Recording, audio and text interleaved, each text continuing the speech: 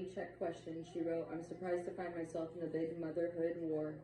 I didn't think that would happen to me. I'm not a very political person, and I don't really have strong opinions one way or the other when it comes to working or staying at home. I had no idea my decision, which is very personal, to go back to work part-time would spark such emotion in my sisters," she went on to say. "I'm not sure who benefits from all of this pressure. It certainly is not mothers," Susan said.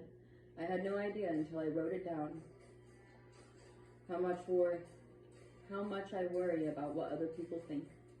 I know I'm a good, committed mom. Why do I care if people see it or not?" In her final thoughts, Susan told me that the most difficult thing for her was letting go of the idea that she could control how people see her, especially her mother and sister. "I just keep working to convince them that this is a good decision for me and our family.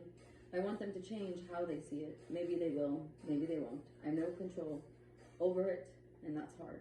Kayla read over both sets of critical awareness questions and wrote down one simple but powerful sentence. "I have bought into the messages that are being used to shame me," she explained, and that she cared what Nancy, her boss, thought and said because she looked up to her and her tough approach about mixing business and family. Kayla said, "No one benefits from this, no one. Everyone has a life outside of work, and that life can be hard. It's not just hard on the women either. There was a guy whose child was sick, and it got so stressful for him, he had quit. I felt bad for him when it happened, but not enough to say anything. I asked her if the company benefits by this informal policy. After thinking for a minute, she said, no, not really. Everyone is too stressed. That guy who quit to take care of his own son was awesome. We needed him, and now he's gone. Maybe people think it's good for the bottom line, but it's not."